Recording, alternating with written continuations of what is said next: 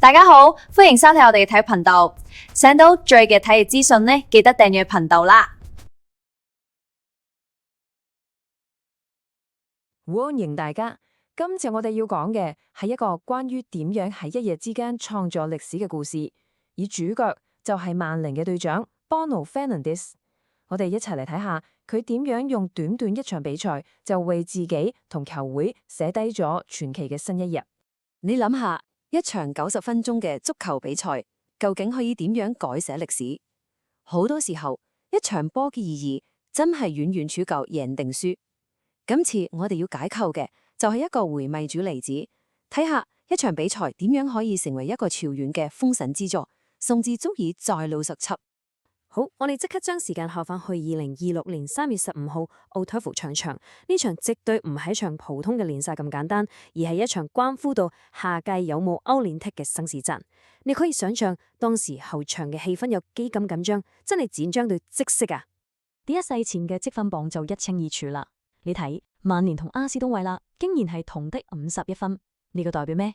邊個贏就即刻喺爭勢嘅路上佔盡先機。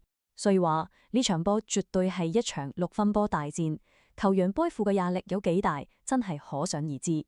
結果上半場雙方都踢得非常之小心翼翼，戰術上向心天齊，冇邊隊肯輕易冒險，所以真正有威脅嘅埋門機會真係少之又少。踢完上45分鐘，比數依然是0-0。隨住時間1分1秒咁過去，球場上嘅壓力真係越積越大。上半場悶到咁呢？你可能會以為場波就係咁，但係真正嘅好戲原來留咗喺下半場先上演，就係喺呢最後嘅45分鐘，成場比賽嘅走向，甚至係球會嘅歷史都發生咗翻天覆地嘅變化。換邊之後，節奏即刻快翻晒。53分鐘，Bruno開出隻球，卡斯米魯一頂破網，先開紀錄。大衛拿杜唔係射難勝女，好快喺64分鐘。就由巴利追華翻，跟住關鍵時刻嚟啦！71分鐘，Bruno送出一個靚到絕嘅直線，助攻金拿再度領先。到最後後備入替嘅斯球喺81分鐘嘅入球，就幫曼聯鎖定咗3-1嘅勝譽，創造得咁驚人嘅紀錄。但你聽下班老細後講咩？佢話佢更加高興係因為可以幫到隊友，話由呢句說話就可以睇得出喺佢心目中團隊嘅勝利遠遠比個人嘅榮譽重要嘅多。呢種無私嘅精神真係一個真正隊長嘅典範。好戲肉嚟啦！大家打醒12分精神，我哋又 focus 翻喺Bruno創造歷史嗰一刻，究竟佢喺呢場比賽打破咗一啲咩咁巴閉嘅紀錄呢？關鍵就係對助攻比根那嗰一籌啦，就係憑住呢個助攻，Bruno喺今屆英超嘅助攻次數就達到咗16次，呢個數字係一個全新嘅曼聯球會紀錄。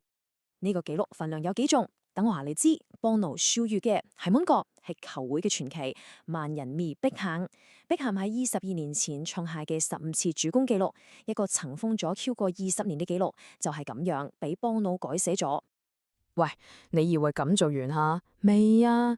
同一個助攻，原來亦都係Bruno效力曼聯以來個人嘅第100次助攻。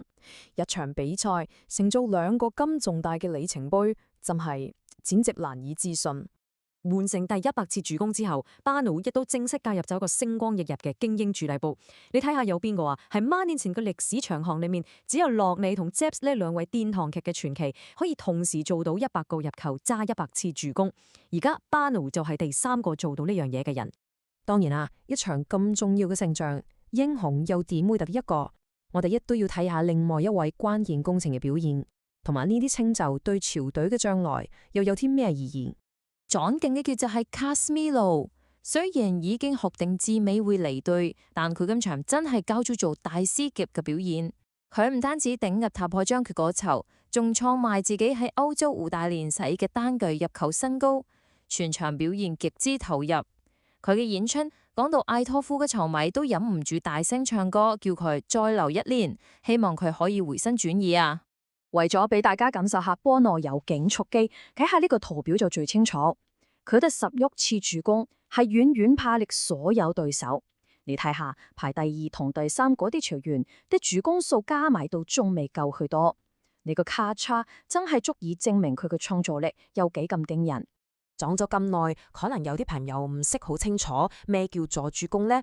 其實好簡單，就係指你傳個波俾隊友，而你個隊友即刻就將個波射入網。呢個數據係衡量一個球員創造力嘅核心指標，所以波奴嘅白盒可以打破紀錄，絕對係一項非凡嘅成就。好，班奴而家已經係曼聯隊史嘅第一人，但佢嘅傳奇之旅可能仲未完喎。英超歷史上單嘅最多助攻嘅紀錄係由亨利同迪本連共同保持嘅20次。聯賽仲有幾場之還，大家不妨估下，班奴有冇機會挑戰埋呢個終極之路，成為真正嘅英超助攻王？喺下面留言話俾我哋知你點睇啦。